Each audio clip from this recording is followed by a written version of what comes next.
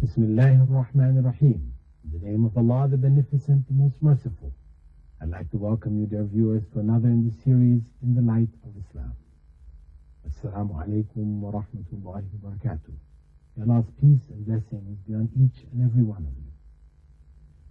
And dear viewers, I hope that if you have any questions from the explanations that we have given, if something is not clear, you would like to get further clarification, that you would write into us at Sharjah TV, P.O. Box 111, In the Light of Islam.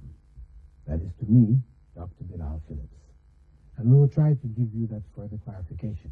Of course, we will try our best, whenever we're answering questions, to give all of the various aspects connected to them. As I know, the question might be addressing one particular issue, but there are other issues which are connected to it, which people might like to know about.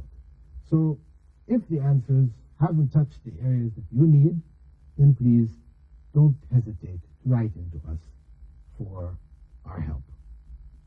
With that, dear viewers, let's go on to our questions in front of us today, which are from Sharjah. Writer writes, Istikhara, from my understanding, is recommended to be prayed after Isha.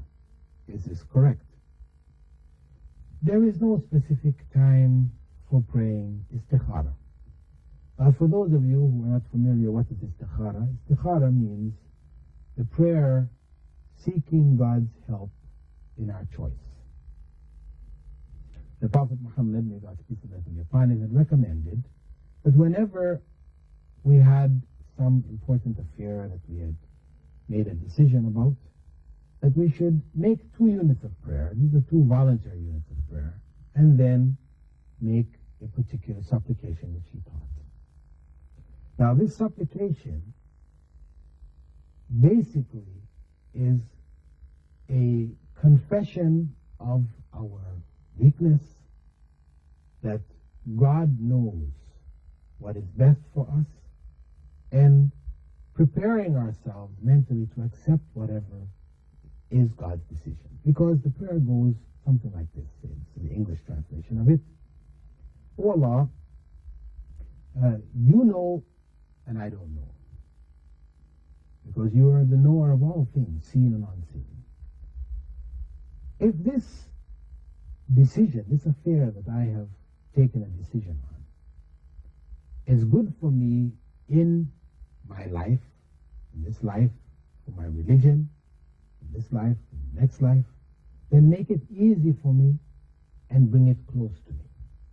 However, if this affair, about which you know best, is not good for me in my life, this life, my religion, the next life, then make it difficult for me, take it far away from me, and destine for me something better than it. So, this prayer, you can see, is one fundamentally of reminding. The prayer is to really remind the believer, because God knows all that is being said. We're not saying anything new to God. So the prayer, the supplication which the Prophet taught us, is really for us, reminding us. So people who do it just ritualistically, they memorize the Arabic and they just say it and done, they think they've done istikhara, and then they're waiting for some sign. This is the common practice. People wait for some sign in your dreams, God is going to send a sign to you telling you do this or do that, or something will happen. They're looking at the istikhara like, the magic lamp. Aladdin and his lamp, he rubbed the lamp, the genie comes and does things for him. We're looking at istikhara in this fashion. No, this is wrong. As I mentioned, the Prophet said, when we have decided, when you have decided on something, it's not you have 2 things to do, you don't know which one you're going to do, so you make istikhara. No.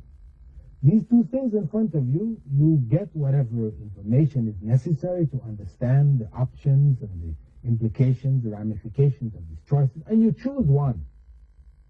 After choosing one, then you pray your 2 units of prayer and you make the supplication.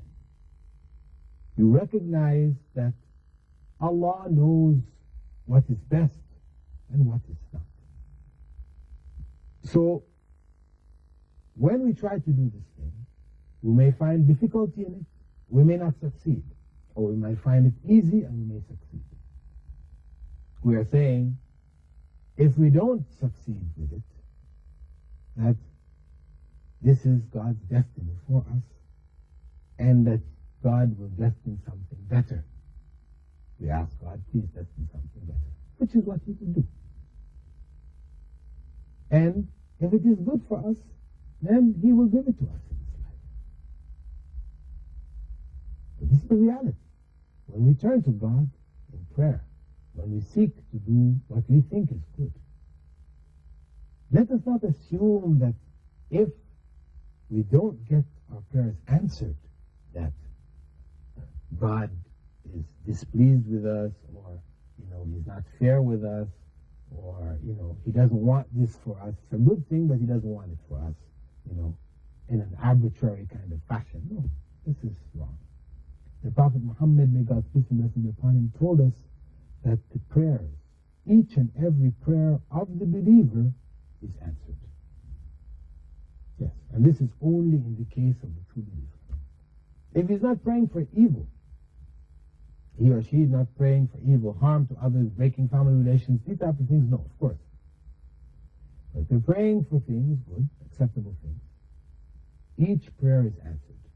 The Prophet Muhammad informed us that it may be answered by whatever we've prayed for happening. Shortly thereafter or sometime thereafter, it happens. What we prayed for, we got. Or, if this thing is not good for us, Allah instead may prevent an equal amount of evil from befalling us. So evil is prevented from happening to us in response to the prayer we made. And thirdly, God may save for us on the day of judgment the reward for that prayer. The answer is there.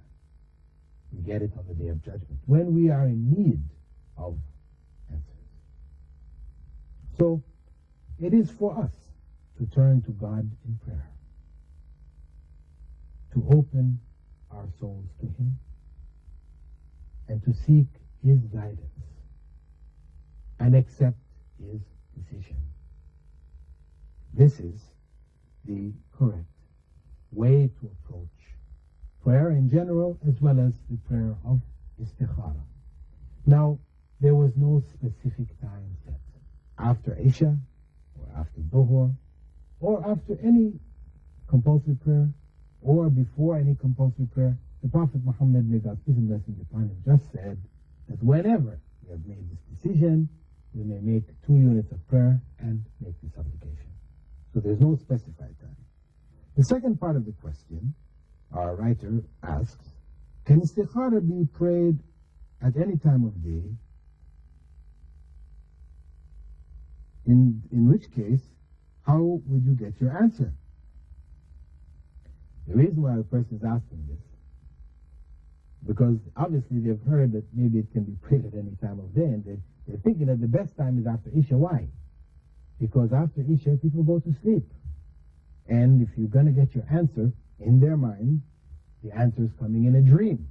So now if you pray it in midday, you're not going to sleep, how are you going to get your answer? This is what is behind this question. As I explained, the answer is not coming in a dream. If you think hard enough, all kinds of things can happen in your dream. This is not how the answer comes. As I said, it is not an answer meaning that, you don't know what to choose. And this is what is the common practice of istikhara. People don't know which way to go.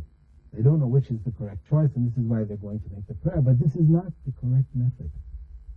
This is turning that prayer into the magical lamp of Aladdin. So the prayer may be done at any time of day, and the signs will be clear to us when we strive to do what we have decided to do. We've made a decision, we're going ahead to try to do it. We find difficulty. Everything we try to do towards achieving this end, there are barriers in front of us, roadblocks. We're not able to complete it. These are the signs that this thing was not good for us. So We see we cannot, it doesn't mean as soon as you see some difficulty, you give up. So you say, okay, this is a sign. No, you must struggle, because to achieve most things in life, it involves some effort. So we will struggle with it. We try this, we try that, we try the other, try different ways. And then when we see it, all the doors are closed in front of us. Then these are the signs that this is not good for us. So we accept the decision of God. This is how the prayer is answered. Or if we find when we start it's very easy, everything is flowing, fitting in place, and it's just going along, then this is the decision of God. That this is best for us, it is good for us, so He is making it easy for us. This is how the prayer is answered.